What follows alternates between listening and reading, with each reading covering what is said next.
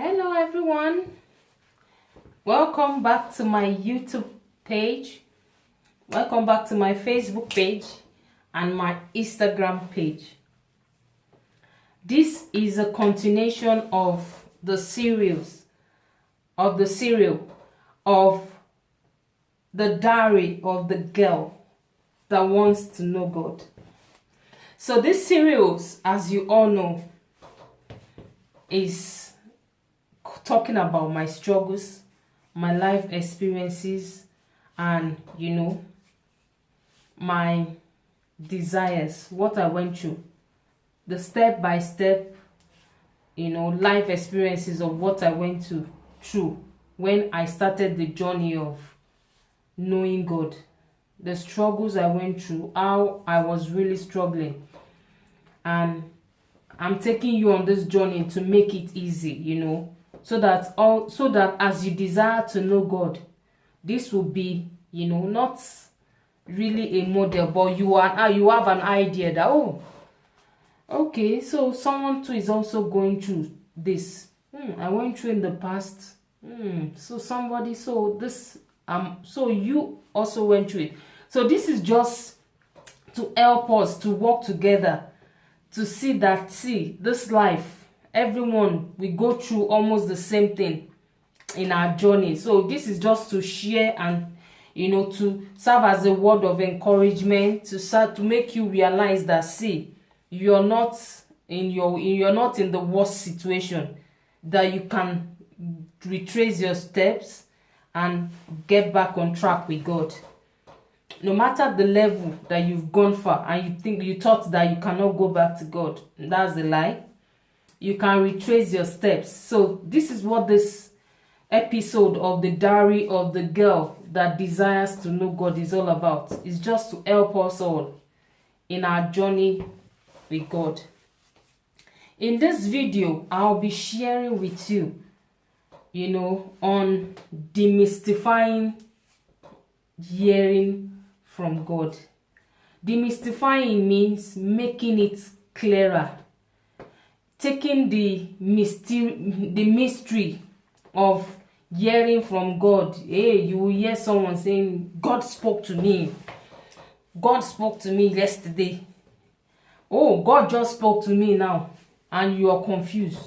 Hey, God is not speaking to me. Is it only me? Am I that bad? I'm demystifying it. I'm making it clearer. Through my relationship with God, with this journey, I've been able to understand that, when someone says, I hear from God, what does it means? Especially the men of God that says, I hear from God, I did this. You don't need to be confused now. You don't need to be agitated that everybody is hearing from God except me. I've been, that has always been my case in the past, that I hear from God and I'm like, hey, you're trembling. So in this video, that is what I'll be treating, in this video. But before I go ahead, I want to lay a foundation that there's something about this mind that God gave to us. There's a way the mind works. And when you get an understanding, of the way the mind works, you would really come to appreciate, how God communicates to us. So just to quickly lay a foundation, the mind is the seat of intelligence, Ideas come. The mind is divided into the will, the emotions. Is a seat of emotions where our will, our emotions, and intelligence, everything comes through that point. So the way the mind works is, when you engage the mind in a quest, when you engage the mind in anything, may it be spiritual, may it be physical, may it be intellectual, may it be mental, may it be, just name that aspect of your life. When you start, like, say for instance, engage your mind in something, as you continue, as you persist, on that quest. Because the way the mind works is, when you continue repeating something, an event, you keep on repeating it over and over and over, it becomes, it stays in your mind. And whatever thing you demand from the mind, it start helping you to source out information. So say for instance, I've been reading about a particular aspect of life. I've been doing a lot of research, asking questions, filling my mind with understanding of a particular aspect of life. If I have a question that I'm not really sure of, the moment I have ask that question sticks to my mind, and the job of my conscious mind or the subconscious mind is to look for an answer. You might not be aware, I might not be aware, but the mind goes on a search, start looking for answers. It's like you sent a child on an errand and the child went to answer it. So the same thing with the way the mind works.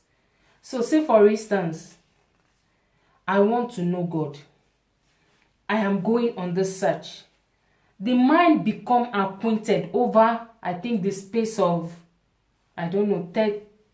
30 days, 60 days. The mind becomes developed in that aspect, so that anything you desire from the mind or from God, it goes into a search, and it brings the answers to you with an impression, So I want to use this as an example, to buttress my point. Let's say, for instance, men of God.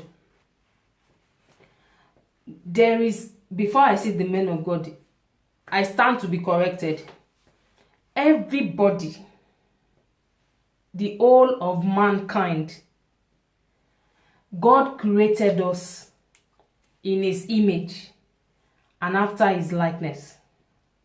So there is nothing we demand from the mind that the mind will not bring out, the answer through the Holy Spirit. The Holy Spirit, put an impression in our hearts, and it brings out answers for us. Even those that don't know God, as long as this mind is put to use, it will definitely bring answers when you start meditating. Okay, through meditation, through asking of questions, you see that you just receive an inspiration. The answers to what you ask for, is given to you in your spirit. So there is a way the mind works.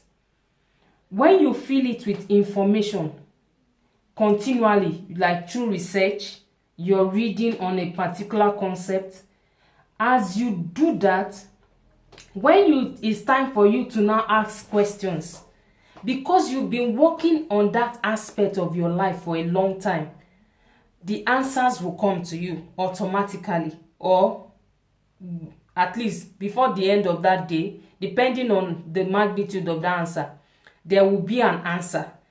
The answer might come to you through an impression, or the answer might come through an instruction that, okay, why not go to this book, read this book, and I can guarantee you that when you read that book, you will get the answer.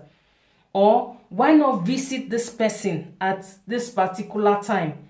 When you go and visit that person, you will see the answer. Or why not call this person and talk to them about something? And as you call them, they will be in the best position to answer that, to give you that answer. So that is the way the mind works, and God created it to work that way. So you see the gift of the mind, but a lot of people, we don't use this gift. So let me go back to the men of God. The men of God, they are gifted. No, The men of God, they desire to know God. So they go on a search to know God. They spend time, solitude, quality time. Some spend 1 week, 2 weeks, 3 weeks to know God, to know His will. As a result of this interaction with God, with the Spirit of God, men of God gather gifts. They gather the gift of prophecy. Some of them see visions. They gather a lot of things spiritually, so that when they now see miracles, you start jumping. Hey, miracle. Or when they prophesy, you start getting surprised because they know more about you. They know you. It's a gift. And the reason they were able to perform in that field, in that capacity, was because they spent time with God. And they were able to nurture their spirit man to the level where he's able to communicate at that frequency. So also, you can also achieve that feat if you want to achieve it spiritually. If you want to know more about God, you want to develop gifts and talent, you want to develop the gift of visions, and you can do it. It's all about spending time with God. As you spend time with God, you begin to see mysteries. You begin to understand things that people that any other person did not do. The same thing. So when you hear men of God, they hear something. It's because they've developed that relationship with God. For them to have this gift, to be able to, they've nurtured that relationship. They've built it to the extent that they will be able to, they are gifted. They've developed the gift. So also you can develop it if you want to. It's all about spending time with God and, asking God, this is what you want. And reading, studying, and doing a lot of research by, through the direction of God, the Holy Spirit, for you to get the giftings and things that pertains to spiritual things that you want to know about God. So another example is the scientists. They spend time with God, but in this aspect, they are not spending time reading about Bible, historic things, to get the gift of prophecy. What scientists are doing is the same thing like what the pastor is doing or the men of God. The difference with the pharmacist is specializing in a field of study. The scientist is studying with the help of formulas like, from mathematics, physics, chemistry. They are studying, they are creating time in God's presence. If they know God, some don't know God, but they still spend time to gather formulas, to research, to do a lot of things. As they do that, the mind begins to give them idea, like it gave the pastors words of knowledge, words of vision, inspiration to tell you that you have a sickness. It's because of the time they spend. So their spirit man is in tune, so that they now hear words from God, an idea, impression from the spirit, from their mind. God telling them, say this, say that, is an idea. The same thing with the scientists. They work with formulas, mathematical formula, physics, chemistry. They work with all these things, they research in the laboratories. So before you know it, they come up with inventions, innovations, ideas, to make the world a better place. The third example is the physicist, the pharmacist. They work with leaf. They work with herbs. They work with flower. They work with nature to bring out medicine. They do their research.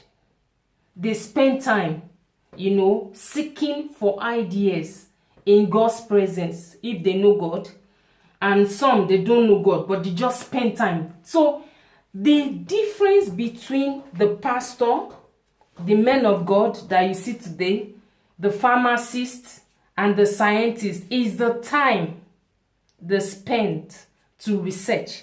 Is the time they spent in solitude to seek, what they want, They've spent a lot of time so that when they finally got the idea, you now see them as geniuses. The difference between anybody you admire today and you is the fact that they've spent so much time.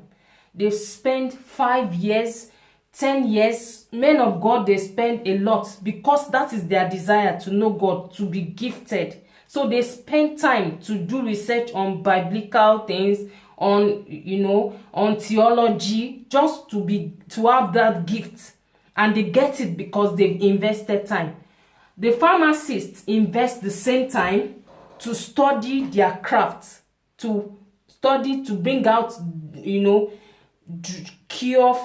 to bring out medication, drugs to cure diseases. And the same thing with the scientists. They spend time with mathematical formulas, scientific, physics, chemistry formula, all these things. They mix it together, they research, and they come out with ideas. The mind work with them. The Holy Spirit, for those of them that know God, works with them. So one singular factor with these people, these examples I've cited, is the conversion of time. They know the mystery behind time. So they were able to use time to become who they are. So nobody, we are the same, whether you want to believe it or not. Is the time you spend to acquire something that makes you different from another person.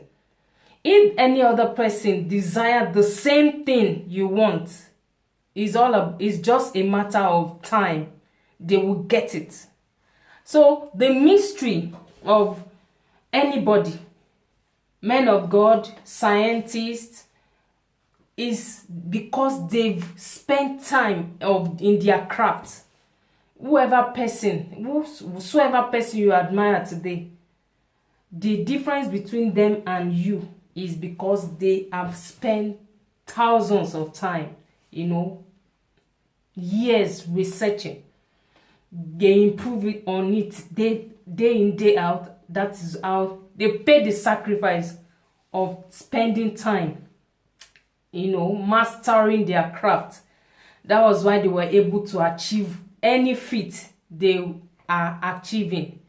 Okay, say for instance, my life. When I was into self-development, I was developing myself. I was, finding out what is it that is about me that I want. I want to know what is it about me, that will help me to understand things better. As I went on self-discovery, I discovered that my learning style is different. That is with academics. So I discovered that I'm an audio learner. My learning style is audio, auditory. I don't know if I've pronounced it well. What it means is that when my teachers are teaching, even though they teach, I am not able to assimilate properly until I listen to the audio version of whatever they taught. The same with the visual learner. You see them in class and they get it. So what I'm saying in essence is that you need to understand what you want and study for it. That is it for today. Till I see you in my next video. It's bye for now.